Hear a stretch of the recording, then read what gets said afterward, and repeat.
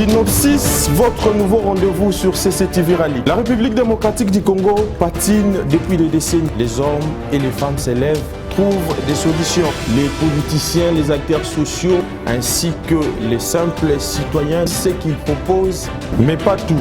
Comment les propositions faites sont-elles réalisables, chiffrées à l'appui? Synopsis est donc là pour vous, pour ceux qui proposent des solutions, mais ceux qui maîtrisent leur sujet. Synopsis, c'est chaque vendredi à 21h30 sur CCTV Rallye. Le rendez-vous est donc pris. À très bientôt.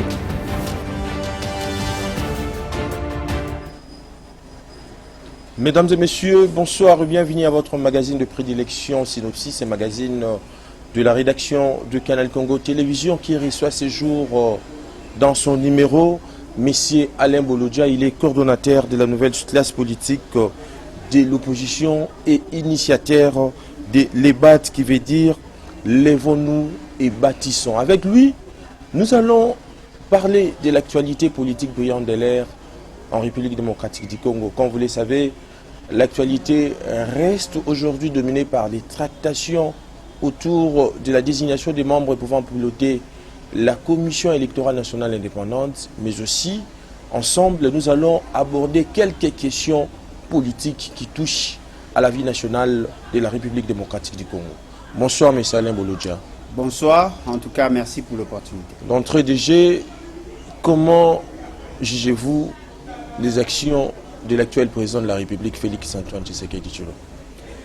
Bon, je considère que c'est du temps perdu, justement parce que je ne vois pas comment on peut changer les choses, faire bouger les lignes, en n'ayant pas de gouvernail ou sinon un plan opérationnel. Mais avec tout ce qu'il a impulsé comme dynamique, cela ne vous dit absolument rien? Bon, je ne sais pas si vous pouvez me citer un seul secteur où vous trouvez qu'il y a ces dynamismes-là, mais je crois que la gouvernance aujourd'hui n'est pas celle que nous avons connue les années passées. On devrait en principe avoir un plan opérationnel qui nous permet non seulement de savoir où nous allons, mais aussi avoir des indicateurs pour que nous sachions à quel degré ou à quel niveau nous retrouvons. M. Félix Tshisekedi arrive au pouvoir, toutes les actions qu'il a eu à mener, ce sont des actions ponctuelles, qui n'ont pas été planifiées et qui n'ont pas donné des résultats justement parce qu'il y avait déjà un problème conceptuel, un problème d'opérationnalisation, un problème d'organisation. Et voilà pourquoi j'ai dit que c'est du temps perdu justement parce que on comprend qu'il y a un déficit managérial et cela justifie les résultats qu'il y a sur la gratuité de l'enseignement ne vous dit absolument rien. La gratuité de l'enseignement, des relations avec le FMI, les institutions de Bretton Woods, cela ne vous dit absolument rien? Bon, la gratuité, c'est un objectif. Oui. Voyez-vous, et parce que la Constitution l'a consacré. Mais comment y arriver? Et quels sont les résultats? En réalité, dans l'éducation, dans le processus d'enseignement-apprentissage, ce que l'on recherche, ce n'est pas seulement la quantité, mais aussi, surtout la qualité. La finalité de l'action pédagogique, c'est de donner à la société des hommes de qualité. Mais pour y arriver, il faut d'abord faire en sorte que le cadre soit propice, mais aussi faire en sorte que ceux qui sont les enseignants soient suffisamment motivés et recyclés afin que nous atteignions cet objectif. Aujourd'hui, on nous lance dans la gratuité de l'enseignement, mais je n'ai pas à vous apprendre. Il y a plus de 300 000 enseignants jusque-là qui ne sont pas pris en charge. Les écoles n'ont pas le moyen, le moyen pour leur fonctionnement. Il y a des écoles qui ne répondent même pas aux critères. Et si vous appelez ça gratuité, je suis désolé. Mais il y a aussi un autre problème, la déperdition scolaire. Il faut mesurer tout cela. Les enfants qui ont commencé avec la gratuité, aujourd'hui, n'ont pas fini la classe, n'ont pas fini l'école. Justement parce qu'ils se sont rendus compte que les enseignants et les parents se sont arrangés pour continuer à payer. Ce qui veut dire que M. Félix Tshisekedi a vendu du vent et aujourd'hui, nous sentons qu'il n'y a rien en termes d'avancée. Vous prenez par rapport au Fonds monétaire international. Le Fonds monétaire international a souvent été en coopération structurelle avec l'État. Cela n'est pas une innovation en soi.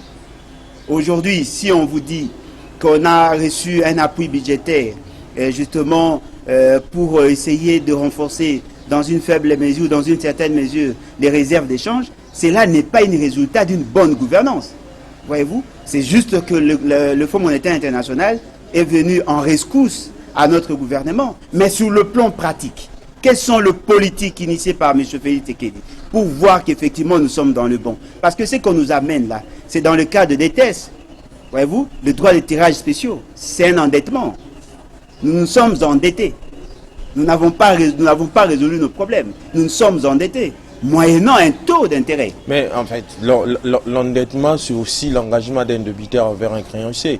En principe, le débiteur est celui qui accepte de contracter librement cette dette et qui en bénéficie. C'est le cas avec les pouvoirs en place qui a accepté de contracter cela pour résoudre tant soit peu les problèmes de la population. Non, le problème de la population au niveau de la stabilité de la monnaie.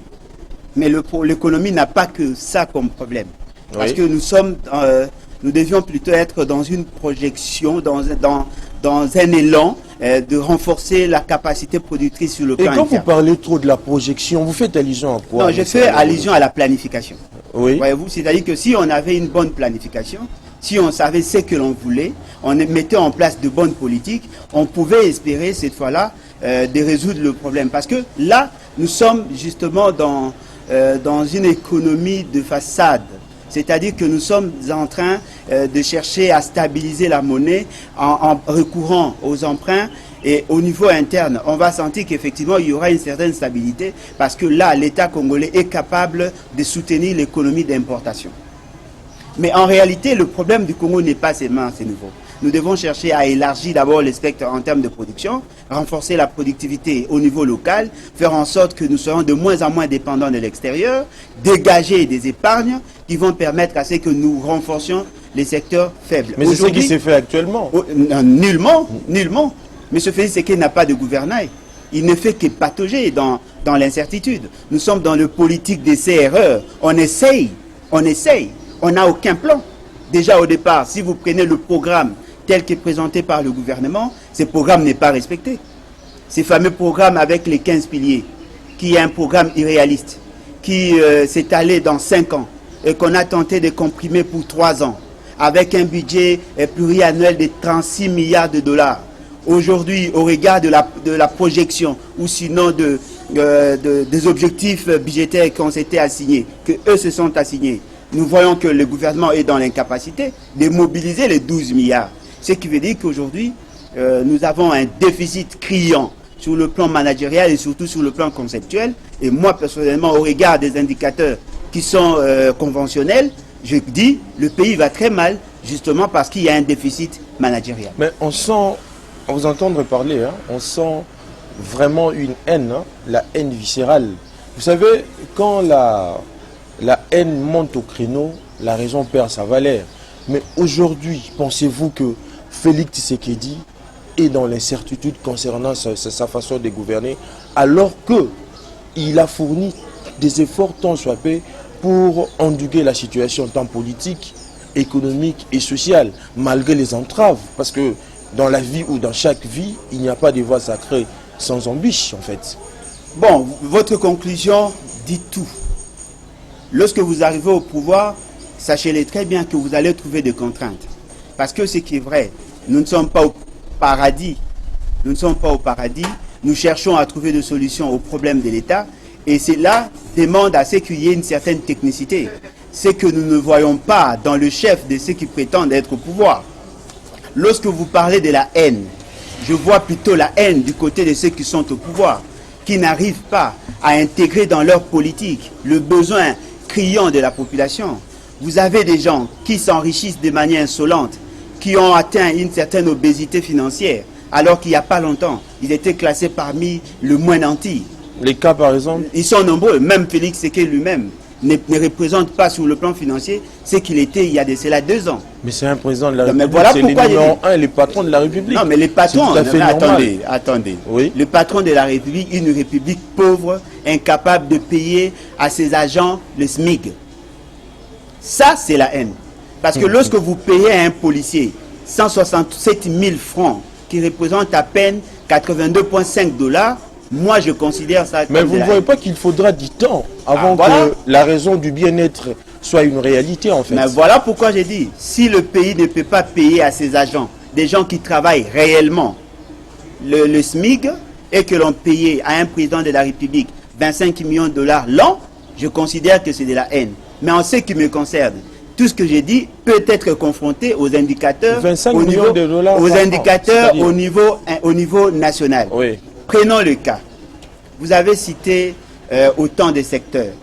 Sur le plan politique, qu'est-ce qui a été fait en dehors de l'institutionnalisation de la corruption? Qu'est-ce qui s'est fait sur le plan politique pour que l'on pense qu'effectivement il y a des avancées? Vous prenez sur le plan social, les prix sur le marché ont galopé pendant des années, on n'a jamais vu ça. Qu'est-ce qui s'est fait? Rien du tout. Mais quand vous parlez, s'il vous plaît, quand vous parlez de l'institutionnalisation de la corruption, c'est par rapport à quelle action au niveau des institutions? Non, mais attendez. Oui. On vous dit la rétrocommission n'est pas interdite. Qui a dit ça? Monsieur Félix Sekedi. Monsieur Félix Sekedi considère que la rétrocommission est une bonne chose pour sa République. Non, non, non. Non, non, non. Monsieur Félix Sekedi l'a dit. Je m'assume. Oui. Je m'assume. Monsieur Félix Sekedi a dit dans sa République, la rétrocommission est une bonne chose. Il a considéré, il a appelé ça COP. Voyez-vous? Et pourtant, moi, je considère que c'est quelque chose que l'on devait combattre. Il n'a pas fait. On a cité autant de cas de détournement. Mais la suite logique, c'est l'arrestation de Vital. Mais lui n'est pas arrêté. Monsieur Félix Sekedi n'est pas arrêté. Il devait être arrêté parce qu'il a fait quoi? Non, mais il a cautionné. Il a cautionné quelle bêtise? Non, mais attendez, quand il vous dit en termes de rétrocommission, le 15 millions, oui, en principe, il devait être arrêté parce que là, il a touché à un domaine sensible que la Constitution considère comme un mot que nous devons tous combattre. Le problème de qui devait prendre l'initiative du programme de gouvernance. M. Félix Sekedi a initié le programme des 100 jours. Il y a eu détournement. Et lui n'a pas été inquiété. Et pourtant, l'initiative est venue de lui. Au-delà de ça, M. Félix Sekedi a initié le programme Tchilé-Gelou, en violation de la Constitution. On n'en parle pas. C'est en cours d'exécution, en fait. Qui lui a donné ces pouvoirs-là? Donnez-moi une seule disposition constitutionnelle qui lui consacre le pouvoir d'initier des programmes de gouvernance et de confier l'argent de la République à ses amis et connaissances. Mais il devait se taire. Non, il devait respecter ça, la selon Constitution. Vous. Non, mais pas selon moi, selon le constituant. Un Premier ministre investi ne se remplace que par un Premier ministre investi. Les compétences d'un Premier ministre ne peuvent pas être données à un directeur de cabinet. Mais un Premier ministre matérialise aussi la vision du chef de l'État. Non, on ne matérialise pas la vision du chef de l'État. On doit éviter de créer de confusion dans les esprits. Oui. Ce qui est matérialisé, c'est le programme de gouvernance. Ce n'est pas la vision. Le programme de gouvernance, un programme structuré, un programme cohérent qui reflète les problèmes réels de la population ou de la société. Ce n'est pas la vision. La vision est dans la tête. Dans la gouvernance, on parle de programme de gouvernance. Mais vous oubliez que les programmes est inclus dans la vision du chef de l'État. Non, la vision, c'est l'élément déclencheur pour l'élaboration du programme. Oui. La vision est abstraite. Le programme, c'est une réalité. Si, si. Fort malheureusement, M. Félix Sekedi a une vision, M. Félix Sekedi n'a pas de programme. On devrait arriver au niveau du gouvernement pour élaborer ces fameux programmes. On a vu que le programme a été irréaliste, avec 15 piliers. Ils ont promis à la population d'avoir la capacité de mobiliser 46 milliards. Jusqu'à aujourd'hui, on n'a jamais atteint 6 milliards de budget. Ce qui veut dire que c'était un budget irréaliste. Aujourd'hui, nous sentons que rien ne va. Vous savez très bien qu'il y a des agents qui ne sont pas payés. Vous savez très bien que l'État n'a pas réalisé tout ce qui a été prévu dans le programme. Et c'est ça un problème? Vous voulez en faire un problème? Non, mais attendez, lorsque vous vous fixez des objectifs et que vous avez le moyen de les faire, si vous ne le faites pas, ce n'est pas un problème. Le problème, c'est l'écart entre l'idéal et ce qu'il y a. Aujourd'hui, nous savons que le pays est mal géré, justement parce qu'il y a beaucoup d'insuffisances. Et je vous dis aujourd'hui, en mesurant tout ce qui s'est fait aujourd'hui, M. Félix Sekedi a un grand problème, le déficit managérial. Il n'a pas une grande vision. Il n'a pas la capacité de faire de projections réalistes. Il n'a pas la capacité de sélectionner des bons gens pour exécuter ces fameux programmes. M. Félix Sekedi n'est pas dans l'approche de l'efficience. Il dégage beaucoup d'énergie, beaucoup de moyens pour peu de résultats. Et devant cette réalité, on peut conclure en disant que c'est une sorte, je dirais, c'est de l'incompétence. Mais, M. Alain Bolodja, En fait, lorsqu'un individu prend conscience en fait, que les lois ou les problèmes qui régissent la société sont injustes et arbitraires tels que vous les dites là, il a le droit de se révolter. Et qu'est-ce que vous faites pour ne serait-ce qu'impulser quelque chose pour pousser les chefs de l'État à Je dénonce et je m'organise avec les amis. Vous voulez vous limiter à ce Je dénonce, non, jusque-là on n'a que ça. Oui. Nous ne pouvons pas prendre des armes parce que ce n'est pas notre vision. Nous dénonçons et nous nous organisons pour que plus jamais nous ayons de présidents comme Félix Tshisekedi. Vous vous organisez comment? Non, mais nous sommes une organisation politique. Nous sommes une organisation politique. Nous poussons la population à prendre à bras le corps la question et à enclencher l'article 64. Voilà. Entretenez-vous de bonnes relations avec Martin Fayulu? Martin Fayulu, c'est un partenaire, pour certains points. Un partenaire à qui vous partagez la même vision? Non. Oui. Nous n'avons pas la même vision, mais nous avons la même doctrine. En termes de respect strict de la volonté de la population. En termes de vision de développement. Mais pour le reste, en termes d'approche, on n'a pas la même approche.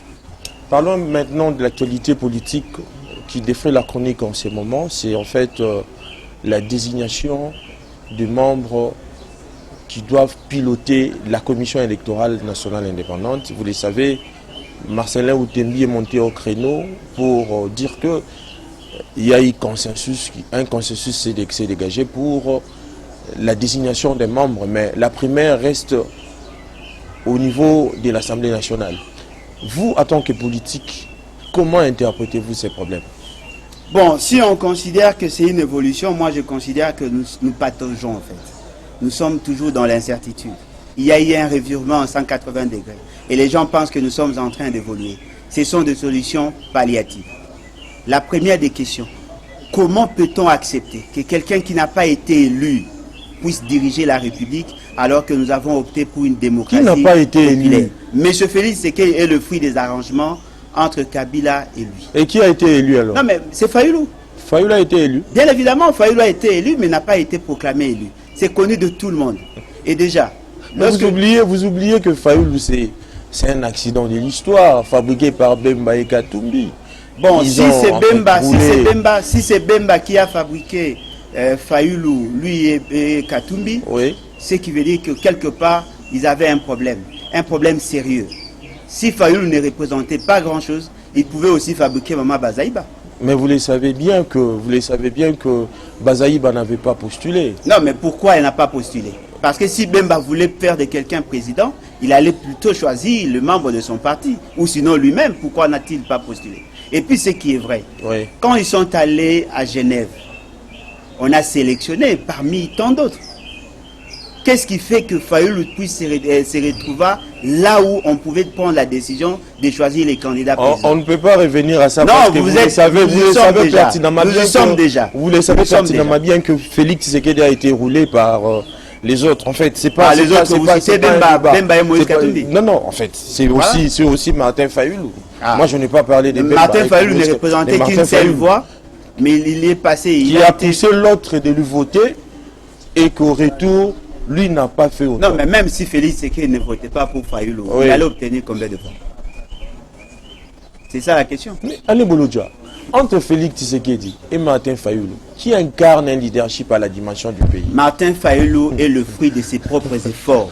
Félix Tshisekedi est un héritier mal encadré. Mais pourquoi faire l'apologie d'un monsieur qui n'a même pas été, qui n'a même pas étudié?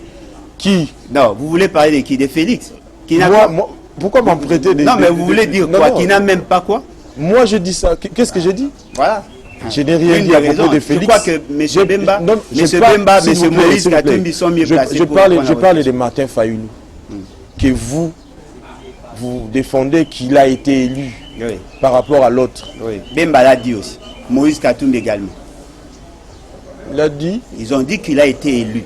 Et c'est l'avis aussi de la Cour constitutionnelle. Non, mais Bemba l'a dit après que la Cour constitutionnelle ait prononcé les résultats des... Mais la question que l'on doit se poser de toutes nos lèvres est celle de savoir pourquoi, si réellement il a été élu, pourquoi il n'est pas reconnu comme étant président? Non, mais c'est justement parce que le système s'est imposé. C'est la même manière qu'il profite de son positionnement pour préparer la tricherie. Nous sommes dans le même contexte. C'est la même situation que vous avez connue. Nous Revenons en 2006. Revenons à la désignation alors. La désignation. Non, mais ça, ce sont des faux débats. Nous nous posons de mauvaises questions aux vrais problèmes. Nous voulons organiser les élections sur base d'une loi qui résulte d'une institution illégitime. Il y a des gens qui n'ont pas été élus, qui se décident de nous donner une loi portant organisation et fonctionnement de la CENI, et ils ont taillé cette loi sur mesure justement pour permettre à Félix Tshisekedi de se maintenir au pouvoir en violation de la volonté du peuple. Nous sommes dans la logique de la révolution. Nous ne sommes pas dans la logique des élections. Nous sommes mal placés pour répondre à votre question. Mais je vous dis, aujourd'hui, il a été démontré noir sur blanc que ceux qui sont là, qui sont chargés de sélectionner ou sinon de présenter les candidats, la personne qui va présider la CENI, ont été corrompus. C'est ça le vrai débat. S'ils ont été corrompus, c'est qui veut dire qu'il y a quelqu'un qui est corrupteur. Ah, s'il y a un corrupteur, que dit la loi? Pourquoi le corrupteur n'est pas inquiété? Commençons par là. Mais les membres ne sont pas encore installés. Comment vous parlez mais la corruption n'a pas de niveau. Lorsqu'on corrompt la confession religieuse pour présenter un candidat au niveau de la CENI, c'est de la corruption. Vous avez des preuves qui prouvent à suffisance il y a des déclarations.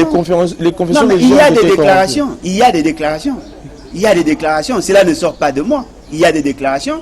Soni Kafuta l'a dit. Et vous voulez vous atteler aux déclarations? Non, mais bien évidemment. Pourquoi voulez-vous que je fasse confiance à Félix Tshisekedi alors que je sais que dans la plupart des cas, ce n'est pas lui qui le dit.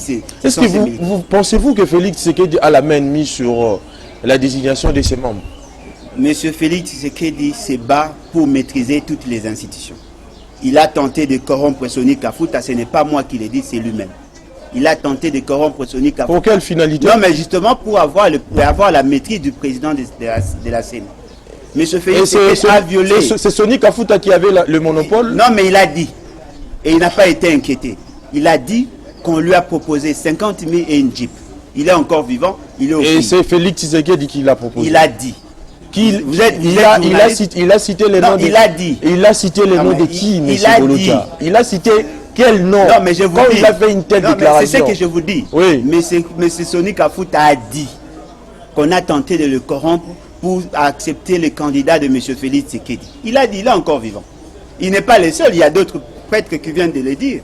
Ce qui veut dire qu'aujourd'hui, nous savons que M. Félix Tshisekedi veut nous amener dans les antivaleurs. C'est que nous combattons. Vous voulez que le changement soit une réalité réelle? Faisons un peu une analyse simple. En corrompant Soni Kafuta, croyez-vous et les autres confessions, s'il vous plaît, croyez-vous que le monsieur pourrait faciliter la désignation d'un candidat pro-Tshisekedi? Non, mais s'il a refusé, c'est justement parce qu'il a considéré qu'il ne pouvait pas le faire. Pour plusieurs raisons d'ailleurs. C'est que moi je sais. Ils ont tenté de corrompre ces gens déjà à cette époque et aujourd'hui nous apprenons qu'ils ont été corrompus. Ce n'est pas à moi que vous devez poser cette question. Il fallait plutôt poser des questions à ces personnes qui ont été corrompues.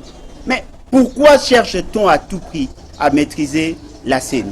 C'est justement parce que l'on sait, celui qui a la maîtrise de la CENI a plus de chances d'être proclamé élu. Au même moment, M. Félix Tshisekedi a cherché à maîtriser la Cour constitutionnelle, justement pour désorienter la volonté du peuple. Il est le fruit de la forfaiture. Je ne serais pas surpris de le voir être maintenu au pouvoir par de voies scabreuses. Voilà. Mais au regard de l'expérience du passé, moi personnellement, je ne vois par quel moyen ces confessions religieuses peuvent se mettre d'accord sur ces points. Parce que ce n'est pas Félix Tshisekedi qui a commencé cette situation.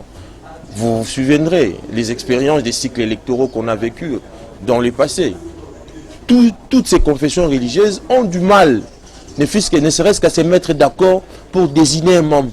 Et pensez-vous que c'est la même mise du pouvoir dans de telles réalités? Non, mais comment voulez-vous que tout le monde soit d'accord sur tout le point? Nous sommes en démocratie.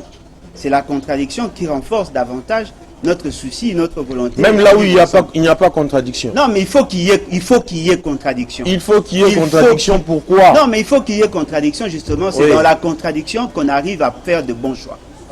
Il faut qu'il y ait contradiction. Mais lorsqu'il y a compétition, lorsqu'il y a challenge, le fait seulement d'avoir 5 candidats, il y a contradiction. Il y a contradiction, naturellement. Mais ce qui renforce davantage l'unité, c'est la capacité des uns et des autres d'accepter le choix de la majorité. Mais lorsque le choix de la majorité n'est pas conforme à la loi, ça pose problème. Le même monsieur qui a été présenté qui a été choisi, qui aurait été choisi par les confessions religieuses, sa candidature a été rejetée en 2020. Dans les mêmes circonstances, mais aujourd'hui, on le présente comme si il était le seul à avoir la maîtrise du système électoral. Et pourtant, en 2020, sa candidature a été rejetée, justement parce qu'il était trop proche de M. Félix Tshisekedi. Et aujourd'hui, on veut nous le présenter comme un saint. Et c'est que moi je sais, M. Félix Tshisekedi veut maîtriser la Cour constitutionnelle, veut maîtriser la CENI, justement parce qu'il sait qu'il a un bilan mitigeux. Et comme ça, il va passer comme une lettre à la poste, et c'est ce que je ne veux pas. Alain Bolodja, en fait, jusque-là, le commun des mortels ne maîtrise même pas ce qui fait polémique et divise. Parce que certains estiment qu'il faut dépolitiser la Commission électorale nationale indépendante. D'autres pensent qu'il faut dépolitiser plutôt la société civile.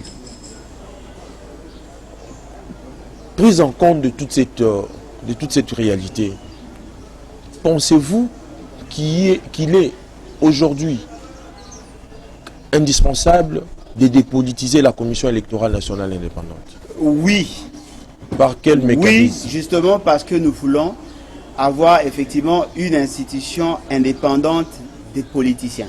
Parce que la CENI a pour mission de constater la légitimité du pouvoir. C'est pour le peuple et par le peuple que l'on doit organiser les élections. C'est au peuple de s'organiser pour nous donner des dirigeants. Au regard de l'article 5 de la Constitution, les élections sont organisées pour le peuple et par le peuple. Oui. La centrale électorale, en tant qu'une institution d'appui à la démocratie, peut être réservée exclusivement à la société civile, qui n'est pas partie prenante au processus électoral en tant que challenger, en tant que compétitrice. Si nous allons dans cette logique-là, on va résoudre le problème. Mais pas pour l'instant. Mais vous oubliez en même temps que la société civile est inféodée. Elle a perdu sa neutralité. On retrouve ceux-là qui sont proches de vous, de l'opposition, et ceux-là qui sont proches de la majorité. Non, mais qui a dit que la société, les individus de la société civile ne peuvent pas avoir des penchants? Personne ne l'a dit. Ils peuvent avoir des penchants, mais la société civile en tant qu'organisation, en tant que composante, doit avoir une certaine neutralité. Elle bénéficie d'une présomption de neutralité. Ce que nous devons faire, c'est plutôt renforcer le contrôle, renforcer la volonté des uns et des autres à laisser la CENI nous organiser de bonnes élections. Nous, à notre niveau. Mais déjà, lorsqu'un membre de la société civile a des penchants politiques, c'est naturel. Cela constitue justement un pivot de dire tout simplement qu'ils ne sont plus neutres, en fait. S'ils ne s'affichent pas officiellement, ouvertement, là on les prend comme personnalité indépendante. Mais s'ils s'affichent comme Kadima, là on l'exclut. On l'exclut. C'est que nous préconisons ce soir. Mais s'il vous plaît, s'il vous plaît. Faisons la part des choses. Okay. Quand vous parlez de Kadima, qu'est-ce que Kadima a fait? Non, mais Kadima est proche de Félix Tshisekedi. Nous avons des éléments. Quels sont ces éléments? Non, nous en avons. Au moment opportun, on va les présenter. Mais c'est le moment.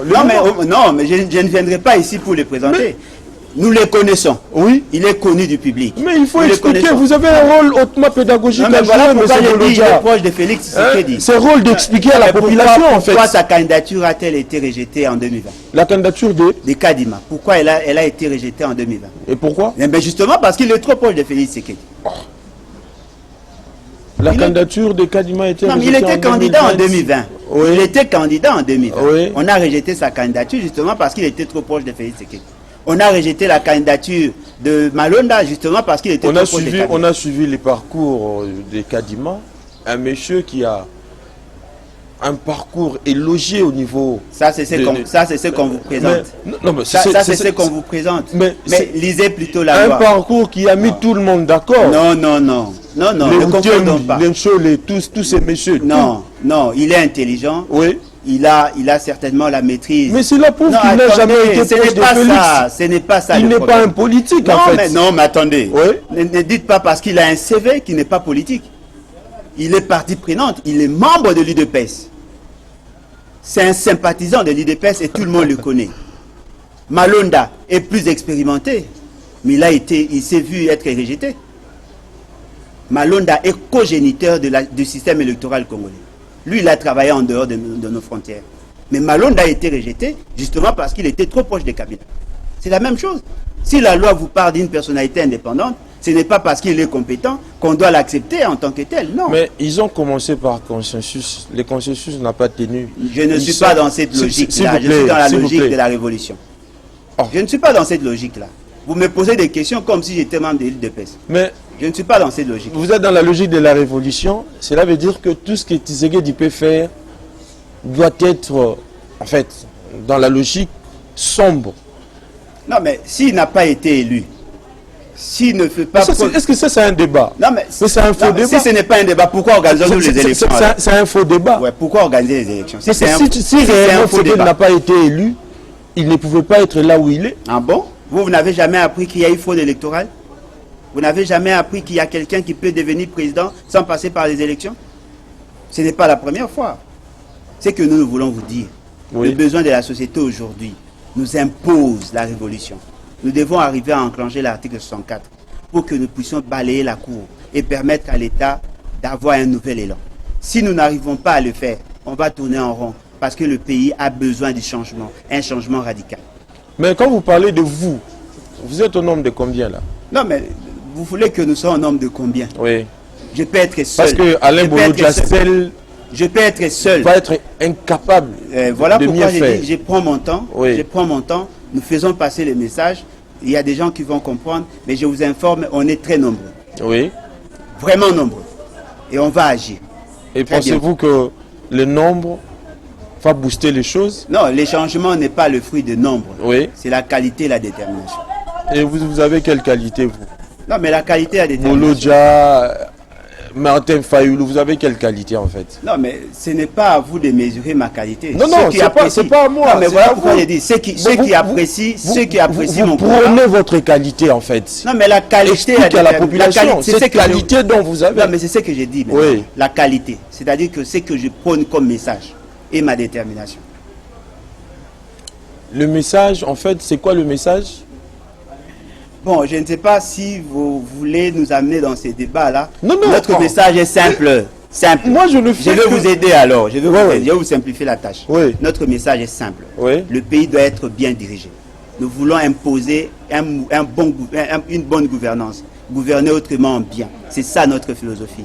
Et nous voulons à ce qu'il y ait un changement. Écarter Félix Tshisekedi. Il n'y a pas que nous parlons du système. Voilà, vous tirez des conclusions. Apparemment, non, s'il vous plaît. S'il vous plaît, oui. Vous êtes journaliste, vous n'êtes pas membre de l'UDPS. Je n'ai jamais été membre. Faites un effort de ne pas être membre de l'UDPS. Je garde ma neutralité. Non, mais c'est à vous de mieux expliquer à la population. Non, faites un effort. Vous devez expliquer à la lanterne. En fait, c'est ça. Laissez-moi le temps. Je vous laisse le temps de parler. Faites un effort de ne pas être comme un membre de l'UDPS. Je n'ai jamais été membre de l'UDPS. Je suis journaliste. Oui. Oui, je me limite là. Oui, gloire à Dieu. C'est que nous voulons vous dire. Oui. Que d'ici en 2060, l'État congolais va totaliser 100 ans. Oui. Voyez-vous, le Congo a beaucoup de problèmes. Nous sentons que le pays est en train de patauger, justement parce qu'il y a un déficit managérial.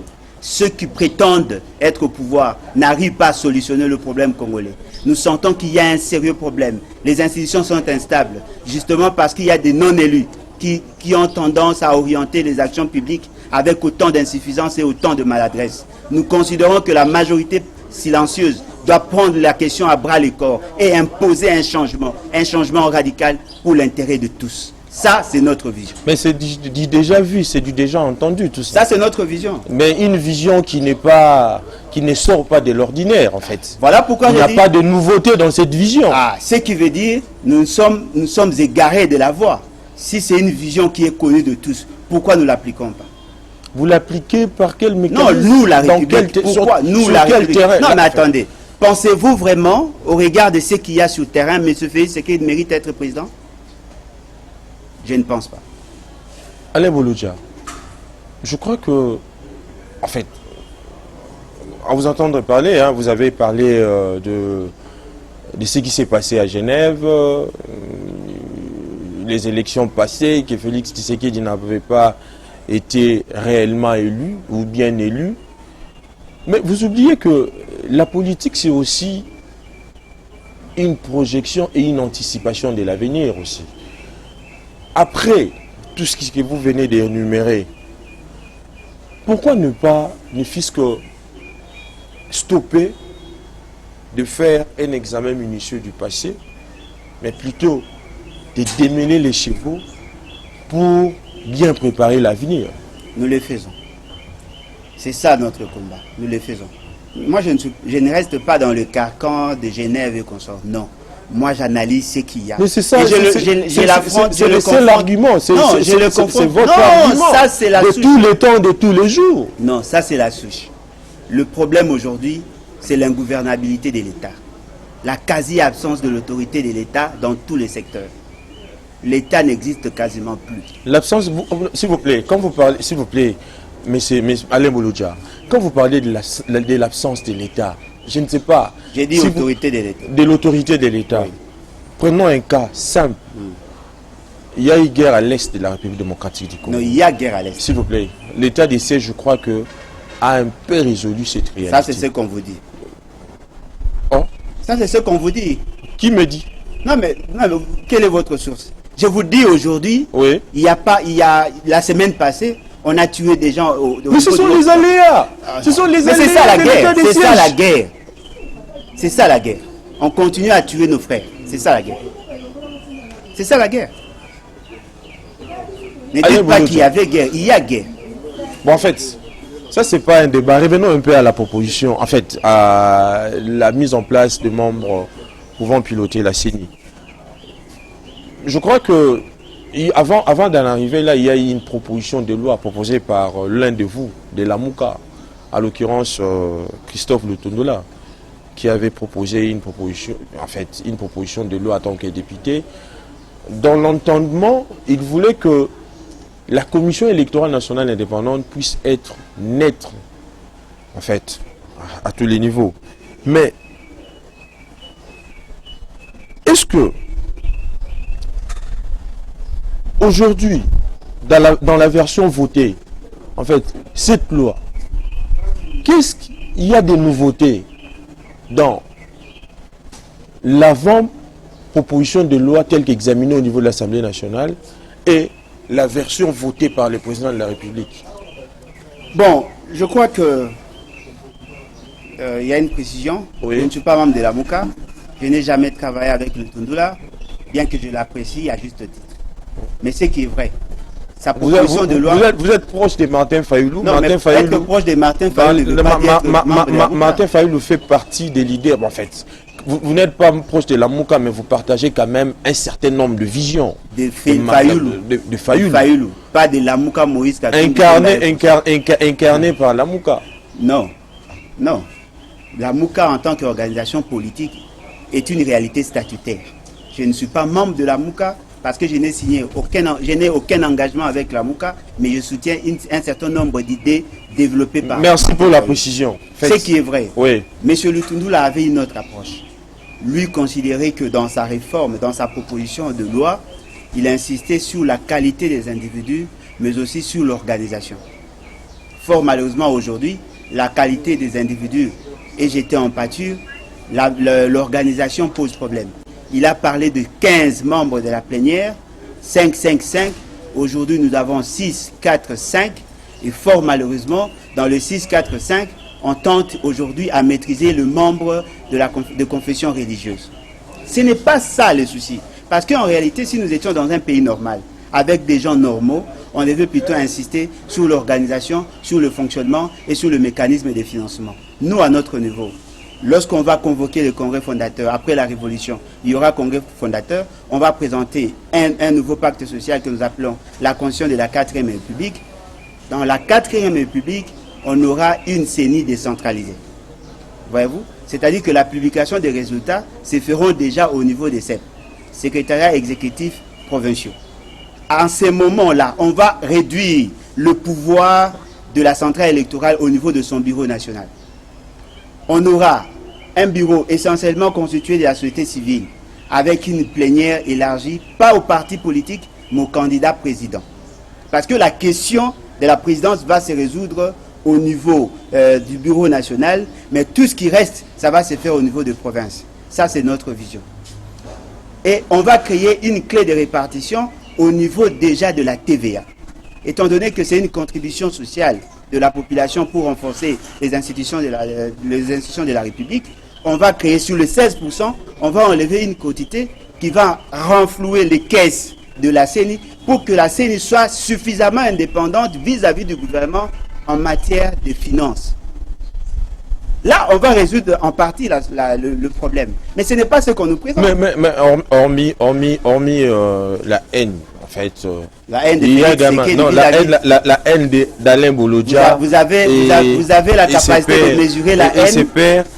Mais il y a également cette mauvaise foi qu'on sent dans votre chef. Ça, c'est Félix Alors que, s'il vous plaît, qui vous a dit de dire ça. s'il vous plaît, Alain Bolodia. Non, apparemment, Félix Tshisekedi vous a dit de dire ça à sa place. Parce qu'à un moment, la commission PAJ de l'Assemblée nationale avait besoin de vous, des gens, beaucoup de gens, pour enrichir la proposition de loi avec de telles propositions. Non, la commission PAJ de l'Assemblée dite nationale, avec les gens non élus. Mais Lutundu a fait la proposition. Non, les gens non, mais attendez. Quand vous parlez des gens attendez, non élus, vous cautionnez la quand vous parlez des gens non élus, Martin Fayoulou allait carrément décliner l'offre, en fait. Mais au moment où nous parlons, il y a si c'est une dame qui siège à sa place, c'est la preuve à suffisance qu'il continue toujours à bouffer l'argent. Pour vous, l'Assemblée nationale, des institutions de la République. Pour vous, les référentiels de quand vous parlez de non-élus, alors que vous avez des députés au niveau de l'Assemblée nationale. Là, c'est qui? Apparemment. S'il vous plaît, le vous, je fais allusion à votre... J'ai fait allusion à votre maître. Votre maître Martin Fayoulou, qui a des députés au niveau de l'Assemblée nationale. À Dos Nombas. Ça, c'est une insulte. Qu'est-ce que vous entendez par maître? Un partenaire n'est pas un maître. Moi, je ne suis pas un sujet pour être... je ne suis pas un animal ou un sujet pour dire que M. Fayoulou, c'est un maître. M. Fayoulou, c'est un partenaire. Vous savez, si vous êtes dans la vision d'une religion, vous risquez de vous perdre. M. Fayoulou, c'est un partenaire. Nous voulons vous dire ceci. Les changements tant souhaités par tout le monde a un prix. Arrêtez de faire des analyses superficielles. Vous risquez de condamner le pays à la pauvreté éternellement. Le développement ne se décrète pas. Nous devons poser de bonnes actions pour que nous arrivions à atteindre cet objectif-là. Aujourd'hui, vous nous parlez de la réforme, des propositions. Lutundu a fait une proposition. Cette proposition n'a pas été prise en compte. Mais malgré cette réforme, vous voulez vous découdre tout simplement de votre position politique sans pour autant tenir compte de toute cette réforme. Vous vous appelez réforme. Qu'est-ce que vous entendez par réforme? Ces réformes adaptatives, un changement opéré en fait. Non, mais attendez. On quitte de 13 la loi Lutundu a fait partie des réformes. Non, la loi Lutundu n'a pas été prise en compte. On a juste pris le nombre. Allez confronter les deux, vous allez vous rendre compte qu'il n'y a pas eu d'évolution. On n'a pas considéré ces propositions, bien que n'étant pas suffisamment pertinentes, mais on n'a pas considéré tout ce qu'il a fait comme proposition. Si vous voulez les changements, il faut quitter ces niveaux-là. Il faut aller au-delà. Au-delà veut dire quoi? Il faut réfléchir au-delà de ce qu'il y a. Si vous vous limitez à rester dans les carcans qu'on vous présente par la politique ou par les politiciens du pouvoir, le pays est perdu. Nous avons besoin d'un changement. Les changements demandent à ce que nous réfléchissions au-delà de ce qu'il y a. Et c'est ce que je vous propose aujourd'hui. Nous avons un problème de gouvernance et nous devons réfléchir en profondeur. La question de la CENI ne peut pas être résolue avec des solutions approximatives. Il faut aller au-delà. Et ce n'est pas ce que nous avons constaté. Alain Bolodia, en dépit des remous, des contraintes, des agitations dont la Mouka fait aujourd'hui l'objet, vous êtes prêt d'affronter les élections aujourd'hui? J'ai pris pratiquement 30 minutes pour vous expliquer que je ne suis pas dans votre logique. Il faut poser cette question à Bemba, à Moïse Katumbi, à Fayoulou. Moi, je suis dans la logique de la révolution pour qu'il y ait un changement radical. Je ne viens pas ici faire l'apologie de l'immoralité. C'est quoi la révolution? Non, mais lisez l'article 64. C'est quoi la révolution? Lisez l'article 64. Vous êtes intellectuel, lisez l'article 64. Lisez l'article 64. Toi qui as pris le temps de lire, est-ce que pouvez-vous nous expliquer la révolution selon Alain Bolodia? Lisez l'article 64. C'est simple. Nous sommes dans cette logique-là. Nous ne pouvons pas être pris en otage par des inconscients. Je l'ai toujours dit. Vous avez un rôle hautement pédagogique à jouer. Oui. C'est lui d'expliquer à la population. Oui. Vous comprenez? Oui. Mais explique la lanterne. Expliquez à la population. Non, mais je l'ai dit. Oui. On a pris pratiquement 40 minutes. Je n'ai fait que ça. Nous voulons un changement radical. Nous ne voulons pas que le pays soit pris en otage par des âmes perdues. Nous avons besoin de changements. Et les changements passera par la prise en charge de la question politique. Donc, Alain Bolo doit se battre pour un changement et non pour affronter les élections. Non, un changement radical. Les élections, c'est juste un objectif. Ce n'est pas la finalité. Et pourquoi alors organiser les... On organise les élections les élections pour résoudre un problème, la crise des légitimités. Oui. Des institutions illégitimes qui ont tendance à tricher ne peuvent pas organiser de bonnes élections. Voilà. Les élections, les institutions illégitimes dont Martin Fayoulou a eu à s'y battre corps et âme pour y intégrer. Et aujourd'hui, vous voulez nier cette réalité. Je ne suis mal placé pour répondre à une question adressée à Martin Fayoulou. Apparemment, vous êtes dans la philosophie, quand Fayoulou prend position, tout le monde doit s'aligner derrière. Moi, je ne suis pas un adepte. Je ne suis pas comme les gens de l'UDPS. Je considère Martin Fayoulou comme un partenaire. S'il a une idée qui ne me convainc pas, je ne prends pas. Moi, je ne considère pas Martin Fayoulou comme un dieu, comme le font nos amis de l'Union Sacrée.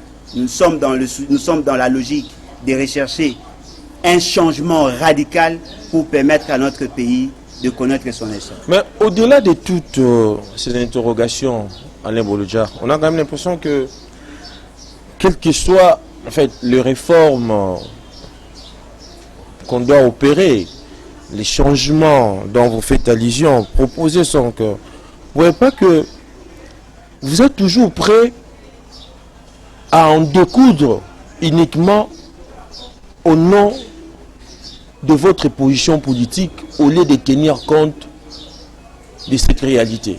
Non, nous ne faisons pas la politique par rapport aux réalités. Nous faisons la politique par rapport à l'idéal.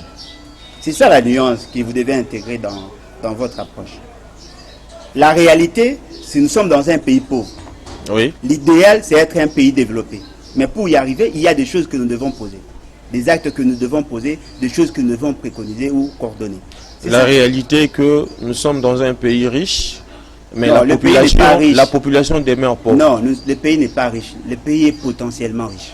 La richesse est mesurée par rapport à la capacité de la Banque centrale. Oui. Oui. Le pays n'est pas riche. Mais il y a des gens qui sont riches. Alain Bolodjar, en créant la nouvelle classe politique de l'opposition, et vous êtes en même temps initiateur de Lèvons-nous et baptisons. Quel est donc votre cheval de bataille face à cette connotation? La nouvelle classe politique de l'opposition reste un caucus. Oui. Les BAT, c'est un parti politique en gestation. On va muer la nouvelle classe politique de l'opposition en un regroupement politique. Mais pour l'instant, nous travaillons sous le label de la nouvelle classe politique de l'opposition, tout en étant initiateur du parti. Notre parti a une vision suffisamment claire. Nous voulons les changements et les changements tout de suite. Et pour y arriver, nous devons faire en sorte que nous atteignions d'abord les objectifs de cette constitution, que nous allons changer à tout prix, parce qu'on va présenter une nouvelle constitution avec un nouveau pacte sur base d'un nouveau pacte social. On va tout faire pour que nous donnons une autre orientation afin que le Congolais soit mis en position d'opérer leur croissance économique individuelle. Si aujourd'hui, nous arrivons à imposer une nouvelle vision par rapport à notre démarche, pas imposer dans le sens d'imposer aux autres, mais à imprimer dans le cœur du Congolais. Si on arrive à accepter notre vision, on va donner une nouvelle orientation et cela va permettre à la population de vivre le mieux-être. Vous savez, j'ai eu la chance ou l'opportunité de faire le tour du Congo. Oui. Le Congo est en retard en termes de développement. La population souffre. Mais vous ne limitez pas seulement de voir ce qui s'est fait à Kinshasa. Nous avons 145 territoires. Nous avons 850 secteurs et chefferies. Nous avons 5000 groupements. Nous avons 55 000 villages. Voyez-vous? Et la quasi-majorité des Congolais n'ont même pas de l'aspirine. Ce qui veut dire que la situation va de mal en pire. Et nous espérions, avec les élections, on allait connaître une alternance avec alternative. Ce n'est pas ce que nous vivons. M. Félix Tshisekedi et M. Kabila ont désorienté la volonté du peuple. Et aujourd'hui, nous sentons qu'il y a un problème de gouvernance. Nous sentons qu'il y a des tâtonnements, autant d'insuffisances, autant de politiques contradictoires, autant de maladresse en termes de gestion. Lorsque les autres manquent de tout, vos politiciens s'engraissent et vivent aujourd'hui avec une obésité financière. Ce qui veut dire que nous n'avons pas atteint l'objectif constitutionnel. Et si vous voulez les changements, venez adhérer et ça sera une bonne chose pour Mais malheureusement, après l'accession de l'UDPS au pouvoir, l'opposition n'existe que de nom. Ah, voilà une raison de plus pour combattre l'UDPS. Donc, raison de plus pour combattre l'UDPS joue en même temps le rôle de l'opposant et aussi du pouvoir. Voilà, en fait. une raison de plus. Ça prouve à suffisance Heureusement que vous ne faites absolument rien. Là. Vous ne faites que étaler une litanie d'idées dans des médias et ainsi de suite. Non, mais sur vous terrain, êtes qu'est-ce que vous faites? Voilà le réflexe. Vous Alain Bolodia, nous sommes arrivés pratiquement à la fin de cette émission. Heureusement que j'ai la parole. Heureusement que j'ai la parole parce que vous l'avez déjà donné. Ce qui est vrai. Vous êtes habitués à avoir une opposition des muscles. Des gens qui ont passé près de 37 ans dans la lutte sans pondre de bonnes idées. Lorsqu'on est dans l'opposition, on présente une alternative. Vous arrivez au pouvoir, vous appliquez ce que vous avez. Les bonnes idées sont là, la gratuité de l'enseignement. Les bonnes idées sont là, les renouements. Un président qui vous dit il paye avec les institutions de Bretton Woods. Voilà, les bonnes idées sont là. Les bonnes idées sont là, la bonne foi du président. Envie de. Mais comment mesurez-vous la bonne foi, cher ami? Mais ça, c'est tout. Mais c'est le moment de la fin. Oui, vous avez un mot pour conclure alors. Comment mesurez-vous la bonne foi de M. Félix? Je ne vous pose pas la question. Mais laissez-moi. Ça va. Le problème, c'est que vous avez des gens qui sont excessivement incompétents. Vous ne mesurez pas leur degré d'incompétence justement parce que vous vous laissez dans les émotions. S'il vous plaît. Mais s'il vous plaît. Non, attendez. Des fois aussi, il faut contrôler vos mots. Non, mais j'ai dit, l'incompétent n'est pas une insulte, c'est un constat. Lorsque vous allez, vous avez des dirigeants qui sont surpris d'apprendre qu'il y a un problème par rapport à la desserte en électricité et en eau potable. Lorsque un président de la République vous dit qu'il a trouvé la clé du fait d'avoir rencontré un groupe de pêcheurs, ne parlez pas de la compétence, s'il vous plaît. Un président, quand vous entrez en fonction, vous avez un programme. Vous connaissez le problème de la population et vous apportez des solutions. Mais lorsque le président... Mais vous oubliez que les Congolais ont encore un long chemin à parcourir. Non, mais justement parce que vous avez des invertébrés à la tête du pays. Avant de se prononcer au bien-être de sa population. Non, il ne faut pas dire ça. Il y a tant de problèmes que le pouvoir doit résoudre. Moi, j'étais en 2006. On ne doit pas seulement se limiter au niveau du bien-être de la population. En 2006, j'étais membre de l'Union de la Nation. Voyez-vous? Ceux qui me connaissent les savent. C'est d'ailleurs votre conclusion. Oui. On était porteur d'un programme. Et ce programme était porté par Bemba. Tous les secteurs de la vie nationale étaient repris dans ces programmes-là. Ça, c'est de la compétence. Si vous ne savez pas concevoir de bons programmes, vous êtes incompétent. Dites à M. Félix Tshisekedi de vous présenter son programme. Dans quelles sont ses politiques en matière de transport, en matière de l'alimentation, en matière de l'agriculture. Il n'y en a pas. Voyez-vous? Alain Bolodia, nous sommes arrivés pratiquement à la fin de cette émission Synopsis. Je vous rappelle que nous avons réussi pour vous, Monsieur Alain Bolodia. Il est bien évidemment de l'opposition, mais il joue le rôle de coordonnateur de la nouvelle classe politique de l'opposition et il est en même temps initiateur des débats qui veut dire lèvons-nous et baptisons. Avec lui, nous avions parlé de l'actualité politique bouillante de l'air. Essentiellement, on a abordé la question de la désignation des membres pouvant piloter la Commission électorale nationale indépendante ainsi que d'autres considérations légitimes, surtout des questions qui touchent à la vie politique de la République démocratique du Congo. On se retrouve le vendredi prochain avec un autre invité, mais d'ici là, portez-vous bien et bonne suite des programmes sur Canal Congo Télévision.